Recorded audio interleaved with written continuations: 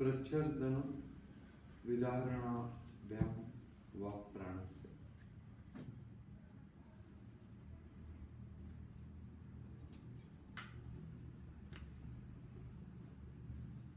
कोणत्या कोणत्या उपायाने चित्त प्रसन्न होतं ते सांग.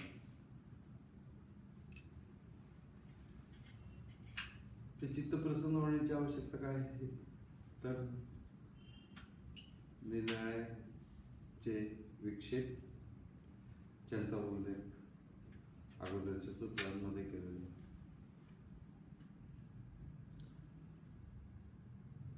व्याधी इत्यादी आणि त्याच्यानंतर त्यांचे सहकारी म्हणजे दुःख इत्यादी. ते सगळे त्रास असतातच. नरे सारा संसार हा घोर आहे समर्थ या गोष्टी चालू होत्या. त्याच्यावरती उपाय प्रतिशीलांचा एकतत्व अभ्यास, एकतत्वाचा अभ्यास, एक परमतत्व मनामध्ये धरून त्याच्यावरती स्थिर राहण्याचा अभ्यास,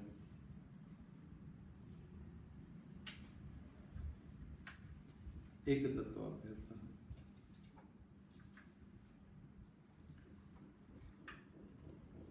ते सांगितलं. परंतु एकतत्वाचा अभ्यास हेच तर सगळं योगाचं मूळ आहे.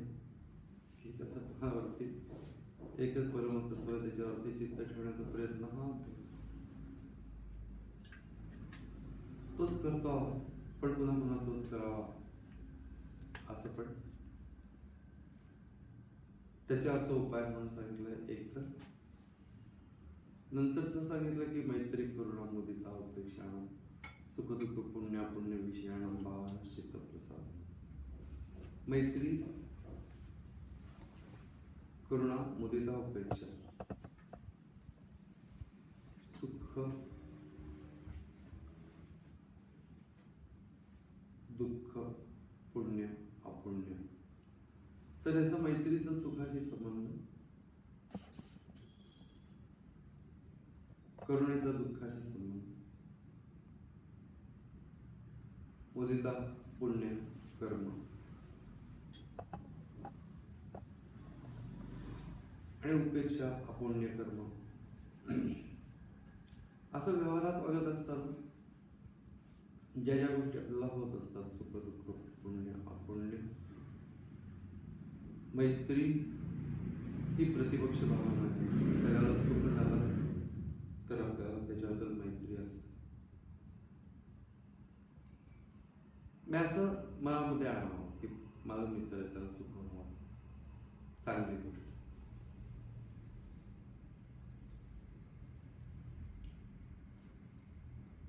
एखाद्याला दुःख झालं तर करुणा ही आपोआपच निर्माण होते. पण सुख झालं तर चांगलं वाटेल जसं नाही, त्याच्यासाठी म्हणून मैत्री ही भावना असली पाहिजे. असं सांगता आहेत की चित्त प्रसन्न कशामुळे राहील. एखाद्याने चांगलं काम केलं, पुण्यकर्म, आपल्याला मुदिता म्हणजे आनंद होतो. पुण्यकर्माशी आनंदाचा संबंध. आपण केलं तरी आपल्याला आनंद होतो.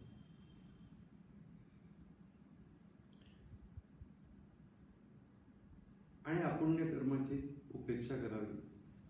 तरच कारण सारखंच संघर्षमय जीवन जगत असतो. हे जे सांगितलेलं आहे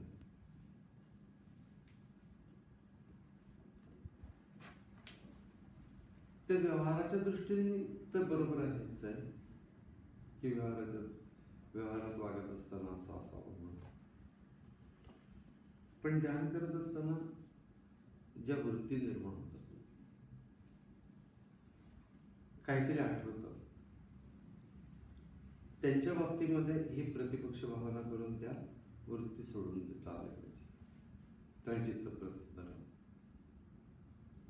कुठली तरी वाईट गोष्ट मनामध्ये आली, कोणीतरी केलेली, उपेक्षा करणे, ध्यान काळामध्ये सोडून द्यायचं की जाऊ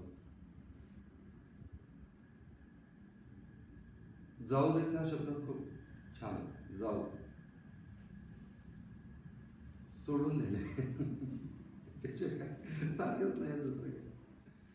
ध्यान काळामध्ये वाटेल ते निर्माण होतं. कधी कधी वाटेल त्या गोष्टी पूर्वीच्या आयुष्यातल्या आठवत राहतात, एखाद्याच्या जीवनातल्या आठवत राहतात, एखाद्याला काहीतरी उगीच काहीतरी मिळालेलं गव्हाळ असतं. मग आपल्याला वाटतं की काय नालायक माणसाला माहिती. अशा रीतीने प्रतिपक्ष भावना ही समाजात वर्तनांत करायची गोष्ट आहे, परंतु त्याला त्याचा स्कोप असतो. कारण इकडचे तिकडचे विचार येत बसले तर काय बिघडत नाही. आपल्याला आणि थोडं बरं पण वाटतं, कारण की मला अनंत गोष्टी तरी गाळायची सवय असते काम करता करता. आता पाणी भरायचंय तर त्यावेळेला इकडचे तिकडचे विचार आले समजा तर बिघडत काहीच नाही. पाणी भरलं जातं, दूध तापवलं जातं, पण ते विचार घालवण्याचा उपाय सांग. नामस्मरण हा सगळ्यात उत्कृष्ट उपाय खरं तर आहे. ते अगोदर सांगितलं, ईश्वर प्रणिधानात्वा. तिथपासूनच करत सुरुवात आहे की नामस्मरणाने सोडून दे. आपला संबंध देवाशी किती आहे आणि जगाशी किती आहे, त्यामुळे मनावरती कुठल्या वृत्ती किती रेंगावळू देतो याच्यावरून लक्षात येतं. मध्येच लक्षात येतं आपल्या, तेव्हा सोडून द्यायचं लगेच. देवाशी संबंध तुटून या लोकांशी संघर्ष करत राहायचा का ईश्वर प्राप्ती करून घ्यायची. असा चॉईस आपण स्वतःला ठेवावा.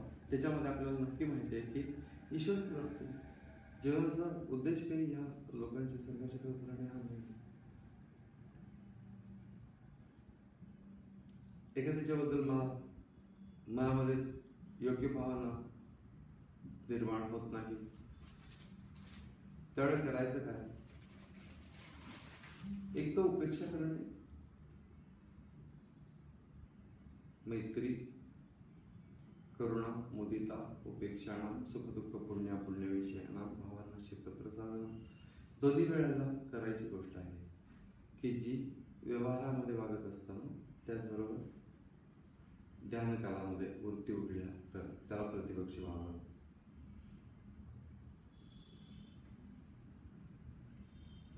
अजून काय आहे?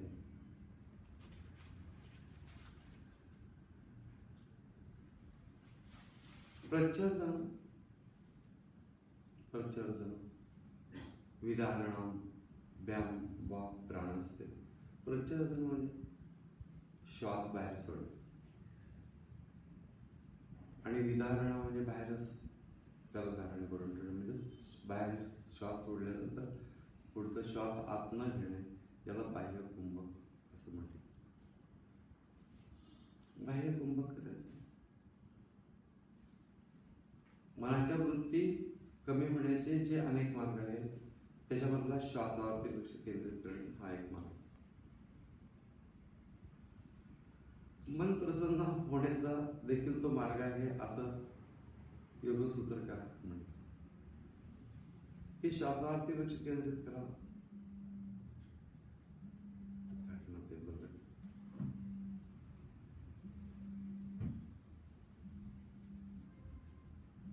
श्वासावरती लक्ष केंद्रित करा.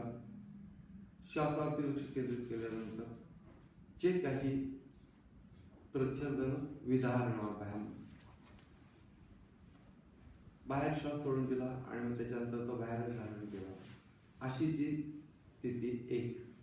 विधारणा या शब्दाचा दुसरा एक अर्थ आहे की सावकाश रीतीने तो धारण करणे, विशेष रीतीने धारण करणे. म्हणजे श्वास घेण्याच्या प्रक्रियेमध्ये अगदी हळूहळू तो श्वास घेत राहणे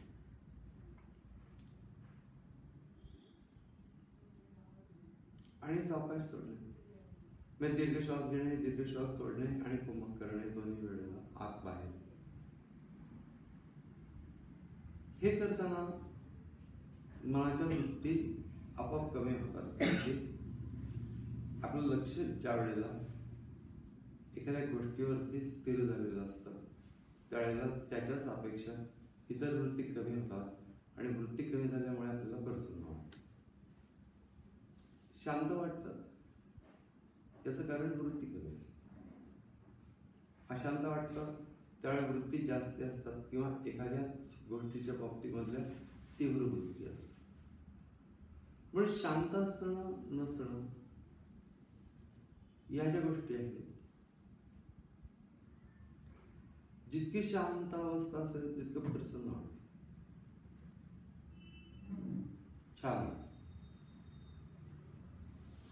हा एक मार्ग आहे की माझ्या स्थिती जास्तीत जास्त चांगल्या राहाव्यात म्हणून प्रच्छब्दन विधारणाभ्याम वापरण्यास. अजून सांगितलं की विषयवती वा प्रवृत्ती उत्पन्न मनसा स्थिती निघून. विषयवती वृत्ती निर्माण कर. आता वृत्ती तर कमी करायची आहे, पण वृत्ती कमी करण्याचाच एक मार्ग आहे की चांगल्या वृत्ती निर्माण करणे. म्हणजे आपण कुठल्या तरी गावाबाहेरच्या शिव मंदिरामध्ये बसलेलो आहोत ध्यान करायला. आपले गुरु आलेले आहेत, आपल्या मस्तकावर आठवलं आहे. ध्यानाची आज्ञा आणि ध्यान करायला सुरुवात करतो. आपलं भाव्य दैवत आहे त्याचं दर्शन घेणे. आपल्या मनामध्ये या विषयवती प्रवृत्ती आहे. कुठला तरी विषय म्हणजे वाईट विषय नव्हे. विषय ही गोष्ट ऑल द टाइम वाईट असते असं नाही, चांगला पण विषय असतो. त्या विषयवती प्रवृत्ती निर्माण करणे, चांगला विषय निर्माण मानसिक दृष्टीने, बाह्यता नाही. एखाद्या मंत्राची सीडी लावली, कॅसेट लावली, असं मुळीच करू नये ध्यान करत. या असल्या बाह्य गोष्टींची सवय लागते आणि कुठल्या तरी गोष्टीवरती ते डिपेंडंट होतं. आणि दुसरी गोष्ट म्हणजे ऑल द टाइम त्याची कन्सर्न राहतं. ते मन आतमध्ये आत्मतत्वावरती ते मुळीच केंद्रित होत. मी काही लोक घरामध्ये ती सीडी लावून ठेवतात एखाद्या मंत्राची, थोड्या वेळासाठी ठीक आहे, पण ती ऑल द टाइम लावून ठेवायची आणि त्याच्या ह्याच्यामध्ये राहायचं. एक प्रकारचं मानसिक कंडिशनिंग निर्माण होतं. तरी तसं करू नका.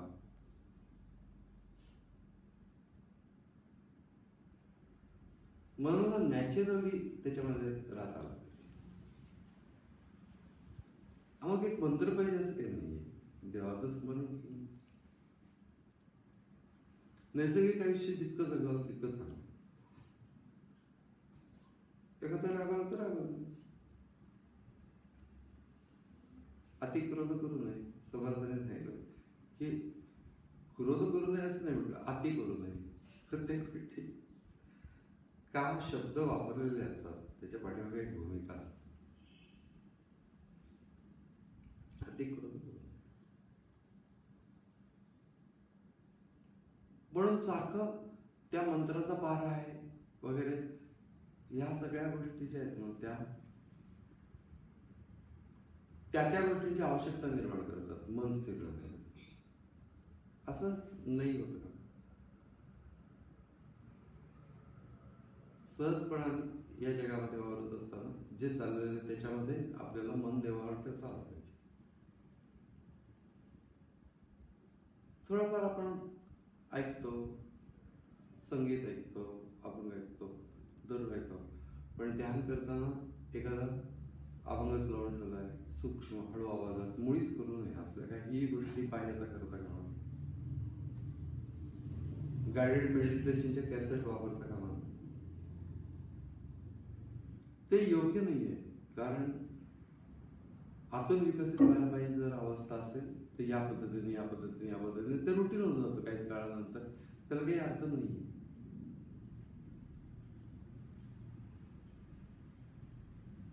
तशी पद्धत नाही योग संप्रदायांमध्ये.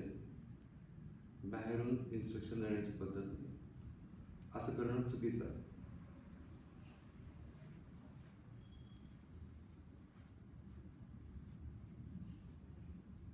म्हणून विषयवरती प्रवृत्ती निर्माण करा, तुम्हीच करा. एकाच प्रकारची करा. प्रत्येक जण एकाच प्रकारची करू शकत नाही. त्याच्या याच्या मनोभूमिकेनुसार करू शकतो. एखाद्याला मारुतीचं जर का प्रेम असेल, मारुती काय ध्यानाला बसलेले त्यांचं दर्शन घेतलं मा बरं वाटतं.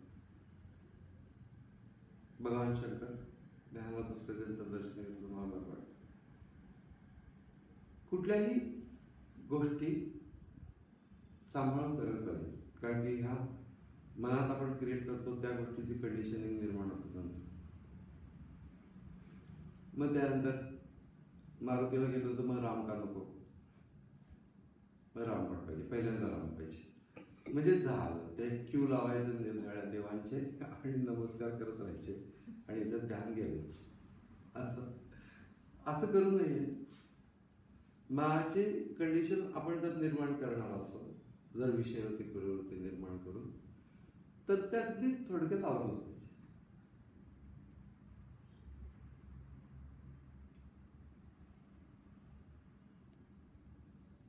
सद्गुरु स्मरण हा सर्वात उत्कृष्ट उपाय आहे. सद्गुरु स्मरण थोडाच वेळ मनापासून नमस्कार करणे. ज्या काही सत्पुरुषांच्या वरती माझं प्रेम असेल, नमस्कार करणे मनापासून. हा तर भाग परत पण आलेला आहे. पण विषयावरती प्रवृत्ती म्हणजे आपण एखाद्या विशेष स्थानी बसलेलो अशी भावना करणे, छान आजूबाजूला वातावरणाची भावना करणे, विषयावरती प्रवृत्ती.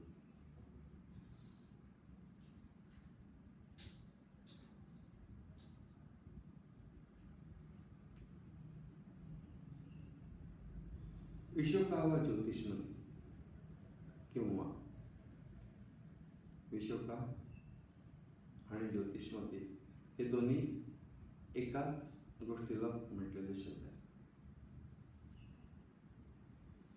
मनामध्ये आपण ज्यावेळी लक्ष केंद्रित करतो मस्तकामध्ये, त्यावेळेला त्याला आपण अवधान असं म्हणत असतो. त्या अवधानाचे दोन भाग आहेत. एक भाग आहे ते एकाग्रता आहे आणि तो दुसरा भाग आहे की समजून घेण्याची भूमिका. समजून घेण्याच्या भूमिकेतनं लक्ष एकाग्र करणे याला अवधान असतं. त्या लक्ष बरोबर तिथं केंद्रित केलं, ही गोष्ट झाली म्हणजे समजून घेण्याची भूमिका. ही समजून घेण्याची भूमिका याला सत्ववृत्तीचा प्रकाश असं म्हटलं जातं. सत्वाचा प्रकाश. आणि या सत्वाचा जो प्रकाश आहे त्या सत्वाच्या प्रकाशाला ज्योती असतो. ज्ञानाशी संबंधित. ज्या वेळेला आम्ही आत्मतत्वावरती लक्ष केंद्रित करतो त्यावेळेला ते ध्यान जे आहे ते ज्ञानमय होत असतं. ते ध्यान केवळ मानसिक शांती या स्वरूपातलं नसतं, ते ज्ञानमय होत असतं. आणि ज्ञानमय गोष्ट निर्माण होण्याच्यासाठी अंडरस्टँडिंग किंवा समजून घेण्याची प्रवृत्ती याला विलक्षण महत्व आहे. रुटीनली आम्ही डोळे मिटून एखादा मंत्र म्हणत राहिला तर अशा प्रकारची प्रवृत्ती निर्माण. आमचं अवधान केंद्रित करतो आहोत त्यावेळेला, लक्ष ज्या वेळेला केंद्रित करतो त्यावेळेला जी ज्ञानग्रहण करण्याची भूमिका निर्माण होते, समजून घेण्याची भूमिका. वैचारिक ज्ञान ग्रहण करण्याचा प्रश्न नाही इथे. प्रत्यक्षतः ती गोष्ट जाणण्याचा प्रयत्न करतो जे परमतत्व आहे, आत्मतत्व आहे. त्यामुळे त्याच्यावरती लक्ष केंद्रित करत असताना जी प्रवृत्ती तिला ज्योतिष म्हणतात. आणि ह्या अवस्थेमध्ये ज्या वेळेला असतो आपण की अवधान केंद्रित केलेलं आहे, म्हणजे एकाग्रता आणि समजून घेण्याची भूमिका, ज्ञानग्रहणाची प्रवृत्ती, दोन्ही एकाच अर्थ शब्द आहे. त्या ज्ञानग्रहणाच्या प्रवृत्तीला धरून आम्ही ज्ञान प्राप्त करून आत्मज्ञान, स्वला जाणण्याचा प्रयत्न, त्याची जी जाणीव आहे अस्तित्वाची ती समजून घेणे, तिला धारण करणे, या सूक्ष्म भागाच्या वेळेला आम्ही ह्या ज्ञानग्रहणाच्या प्रवृत्तीने राहतो. त्या प्रवृत्तीला सत्वगुणाचा प्रकाश किंवा ज्योतिषमध्ये प्रवृत्ती असते. प्रत्यक्ष ज्योती नाही, काही लोक करतात ते, ती पण विषयवरती प्रवृत्ती आहे की मनामध्ये ज्योती निर्माण करायची, त्याच्याकडे लक्ष देऊन राहायचं. योगाचे अनेक उपाय आहेत, त्यातला हा एक उपाय करतात, अनेक लोक करतात.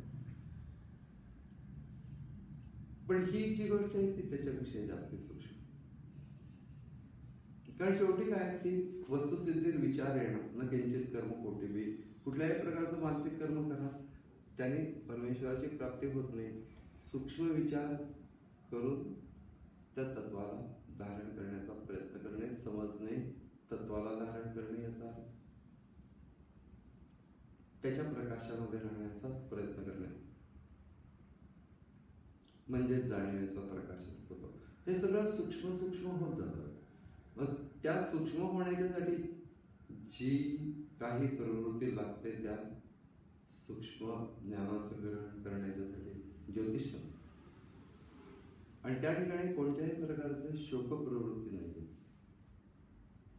जेव्हा आम्ही एखाद्या सूक्ष्म गोष्टीचं अंडरस्टँडिंग करून घेण्याचा प्रयत्न करतो त्यावेळेला इतर वृत्ती कमी होतात.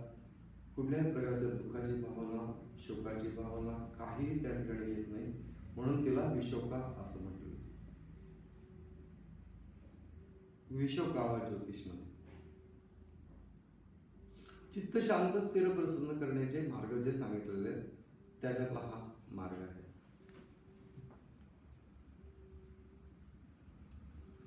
त्याच्या पलीकडचा जो मार्ग आहे तो मार्ग म्हणजे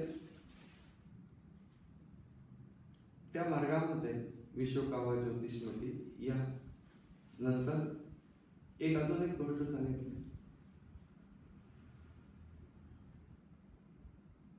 वीतराग विषयमा चित्तम, विरागी पुरुषांचं स्मरण, समर्थांना डोळ्यासमोर आणा, विवेकानंदांना डोळ्यासमोर आणा, कुठलेही जे संत आहेत त्यांना डोळ्यासमोर आणा की जे वैराग्यशील आहे, म्हणजे ज्यांच्यानं वैराग्य प्रगट होतं जास्ती करून. वीतराग हे सगळे संत वीतराग, राग म्हणजे आसक्ती ज्यांची गेलेली आहे ते. वीतराग विषयमा चित्तम, चित्ताला विरागी पुरुष हा विषय आहे. विषय ते प्रवृत्तीच आहे परंतु स्पेसिफिक विषय वैराग्यशील पुरुषाचा. किती महत्व असलं पाहिजे. देवाचं सुद्धा नाही वैराग्य पुरुषाचं, आमच्या देवतेचं वगैरे वगैरे असं काही योगसूत्रकार सांगत आहेत. खरं तर वस्तुतः भगवान पतंजलींनी हे योगसूत्र प्रगट केले. ते स्वतःच शेषावतार म्हटलं जातं म्हणजे, आणि शेष हा शंकराच्या अंशाने असल्यामुळे ते कमीत कमी विष्णूचं किंवा शंकराचं असं तरी काहीतरी म्हटल्याचं काही नाही. विरागी पुरुष चित्तात धारण करा थोड्या वेळपर्यंत तुमचं चित्त प्रसन्न. चित्त प्रसन्नतेच्यासाठी केवढे तरी उपाय सांगितले.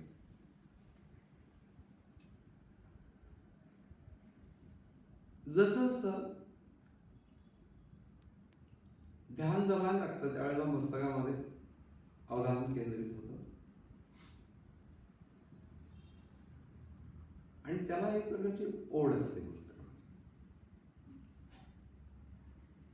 किंचित असं खेचलेलं अवधान केंद्र.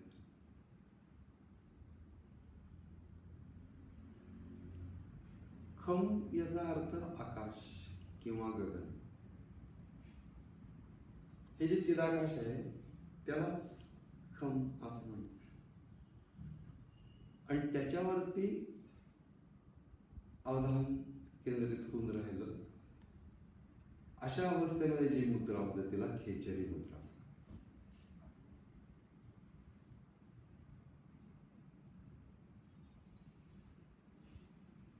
थोडंसं खेचल्यासारखं पण असतं, काही प्रमाणामध्ये व्हायब्रेशन असतात त्याच्यामध्ये, कमी अधिक प्रमाणात असतात. काही वेळेला पॉइंट असतात ते शांत होता होता नाही तर इतके व्हायब्रेशन. सगळा आनंदाचा प्रवास. पण आम्ही हे लक्षात ठेवलं की फोकस चुकला नाही पाहिजे. फोकस सेल्फ आहे.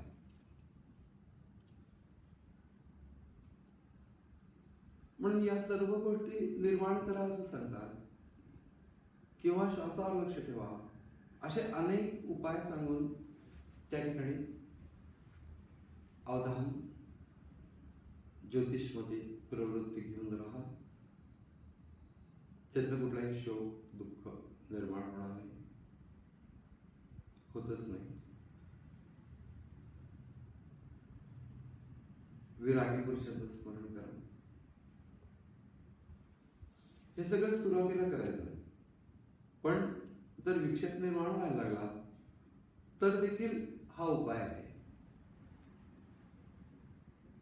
हे फक्त सुरुवातीलाच हे करावं असं नसून ध्यानकालामध्ये केव्हाही या गोष्टींचं सहाय्य आपल्याला घेता येतं.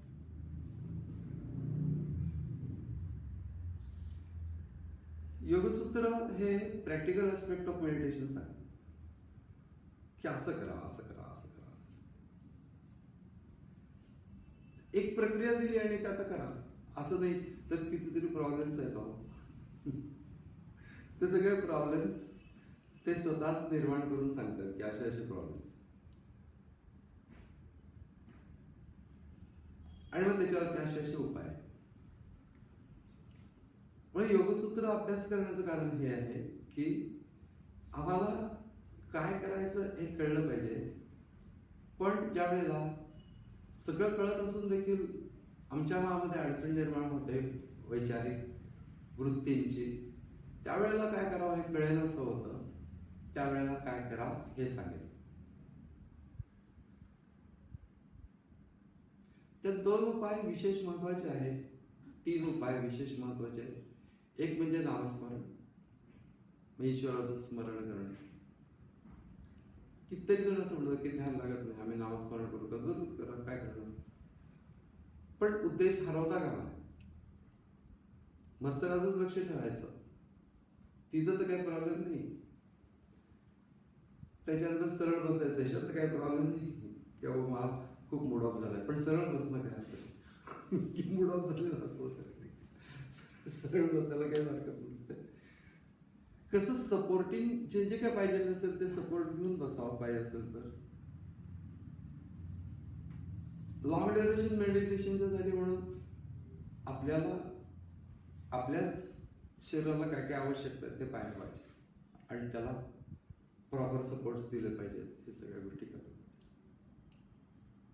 करायचं आहे, असं जमवलंच पाहिजे. काही जमत नाही अशी गोष्ट नाहीये, पण अवघड आहे. पण अवघड असेल ते साध्य करण्यातच मजा आहे. जीवनामध्ये नाही तर उत्साह कशाने राहणार? काहीतरी अचिव्हमेंट असली तरच उत्साह राहतो. सर्वसाधारण जीवनातल्या अचिव्हमेंट्स आहेत त्यांना मर्यादा असतात. ही अचिव्हमेंट ही अल्टिमेट गोष्ट आणि ती करत राहिलं पाहिजे. ती करताना त्याला आवश्यक असलेल्या सर्व गोष्टी समजून घेणं हा त्याच्यातला एक भाग आहे. त्यावेळेला मला कल्पना नसताना नको त्या गोष्टी वाटेल येतात. काय कंट्रोल करावं त्या ठिकाणी कळत नाही. हे उपाय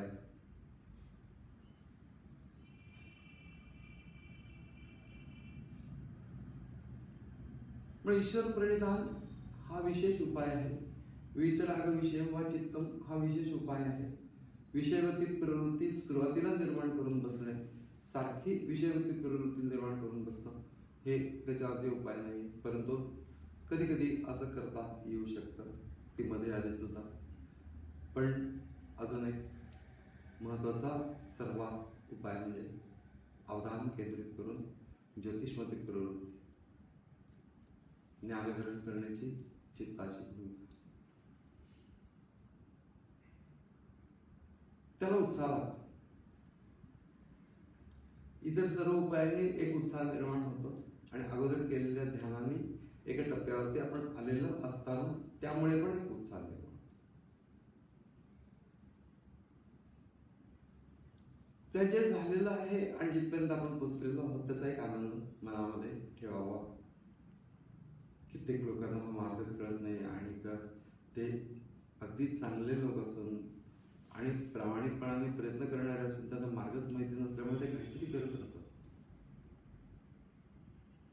देवाच्या कृपेने आम्हाला योग्य अशा प्रकारचा योग संप्रदाय मिळाला, योग्य अशा प्रकारचा योग प्रक्रिया मिळाली. या सगळ्या गोष्टीचा आम्ही आनंद मनामध्ये ठेवला पाहिजे की आपल्याला या गोष्टी जमत नाही आहे. थोडस वृत्तींच्या येण्या जाण्यामुळे ते कमी करण्याचे मार्ग आता इथं सांगितले जातात. आणि त्याच्यामधला एक विशेष भाग आहे ज्योतिषमध्ये. प्रवृत्ती विश्वकावा ज्योतिषमध्ये वितराग विषय वा चित्त या गोष्टीचा उपाय करून चित्त स्थिर कर.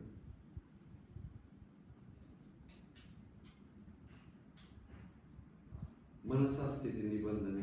मनसा स्थिती निबंधने म्हणजे कंट्रोल मध्ये मनाची स्थिती आपल्या नियंत्रणाखाली असेल.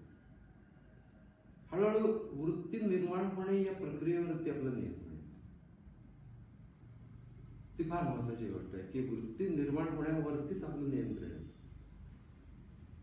स्टॉप म्हटलं की स्टॉप. यालाच ते योग विकसित होतं. आज शंकराचार्यांनी त्याचं एक्सप्लेनेशन केलंय की समाधीच्या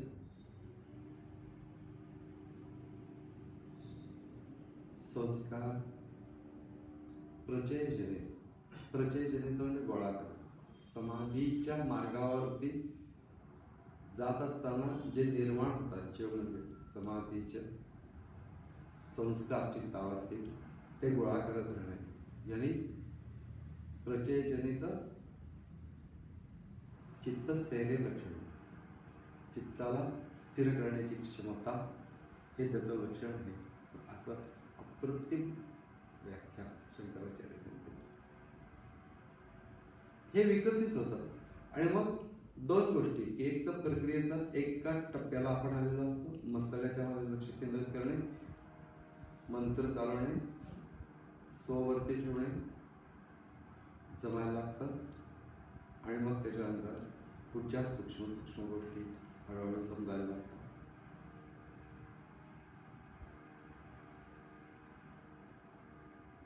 आणि त्याच्याच अपेक्षा सगळ्या वृत्तींच्यावरती पूर्ण कंट्रोल होऊन जातो. मग मनाची स्थिती खरोखरी स्थिर करण्याची जी क्षमता विकसित होते त्याच्यातनं आपण योगाच्या सूक्ष्म अवस्था साधू शकतो.